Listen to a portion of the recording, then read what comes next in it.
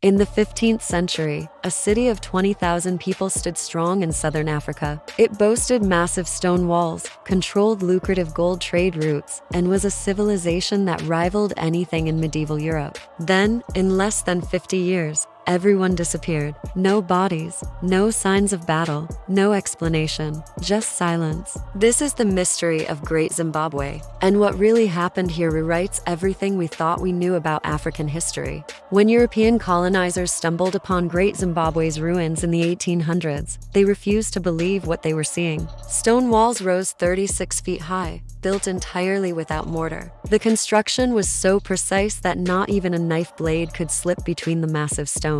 The great enclosure alone was bigger than any medieval European structure of its time. But here's what truly made them uncomfortable. It was built by Black Africans between 1100 and 1450 AD. There was no European involvement, no Arab architects. It was the work of the indigenous Shona people who created something that, in the colonizers' minds, shouldn't have been possible. So, the colonizers did what insecure people often do: they lied. They claimed Phoenicians built it, or the Queen of Sheba, or some long-lost ancient white civilization. Anyone but Africans. This was a deliberate attempt to erase a powerful history that didn't fit their narrative of a dark continent. They stole artifacts, defaced the site, and wrote history books filled with fabrications. But even their lies couldn't hide the real, underlying mystery. If this civilization was so advanced, so powerful, why did they leave? Why abandon a masterpiece at the height of its glory? Archaeologists have been piecing together the clues, and what they've found is disturbing.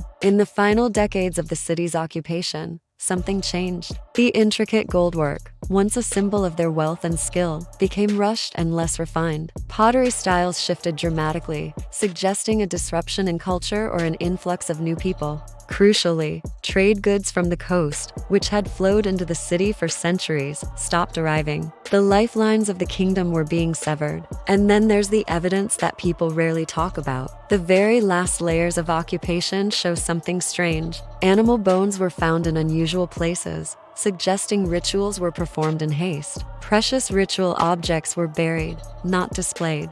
And inside the city's great conical tower, researchers found something that sent a chill down their spines: scratch marks on the inside of sealed chambers, as if someone, or something, was desperately trying to get out. It paints a picture not of a planned migration, but of a society on the edge of panic. So, what happened? The first theory is the simplest: climate change. The idea is that the rivers dried up, the crops failed, and the people simply migrated north to find more fertile land. It's clean, simple, and safe, but it doesn't explain the speed. Entire cities don't just empty overnight because of a drought. People adapt, they ration, they fight for resources. They don't just pack up and vanish in a single generation. Theory 2 suggests a political collapse. Perhaps the ruling elite lost control, civil war erupted, and the kingdom fractured. The people then scattered to smaller, safer settlements. This is plausible. Internal strife has brought down many great empires. But there's a problem with this theory too. Great Zimbabwe wasn't just abandoned. In many ways,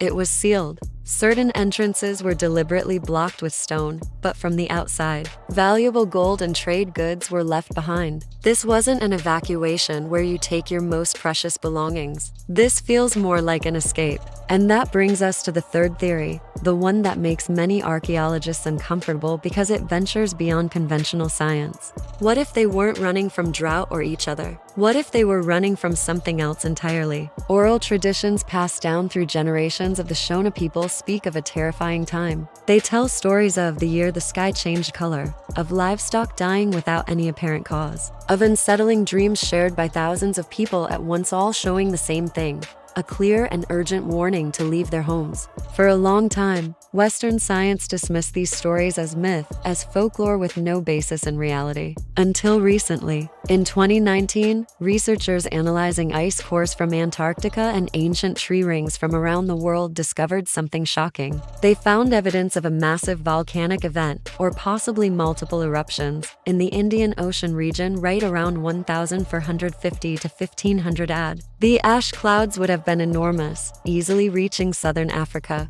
Suddenly, the Shona myths made perfect sense. the sky did change color. The crops would have failed, not from drought, but from sunlight being blocked by volcanic ash. Animals could have died from breathing in toxic ashfall. But here's the truly chilling part. The Shona oral histories say the people left before the worst of the catastrophe hit. It was as if they knew it was coming. But how? There's a piece of this story that's rarely told, because it challenges our modern definition of science. The rulers of Great Zimbabwe were not just kings. They were also spiritual leaders. They were shamans who meticulously studied the stars, tracked weather patterns, and kept detailed oral records passed down through generations. They weren't primitives waiting for disaster. They were scientists, just using different methods. Some researchers now believe they had developed a remarkable form of predictive knowledge. By reading subtle patterns in animal behavior, atmospheric changes, maybe even feeling seismic activity imperceptible to most, they could forecast catastrophe with incredible accuracy. When all the signs aligned, the strange animal behavior,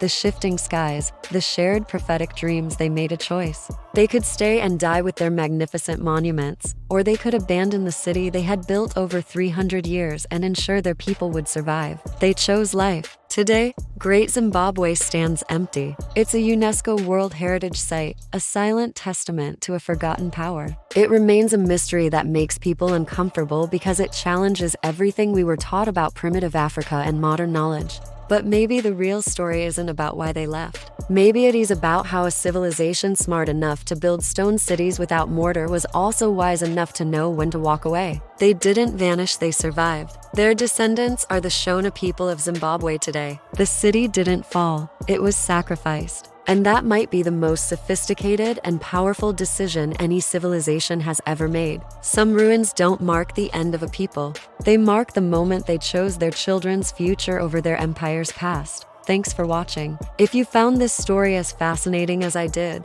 make sure to hit that subscribe button and follow for more hidden histories.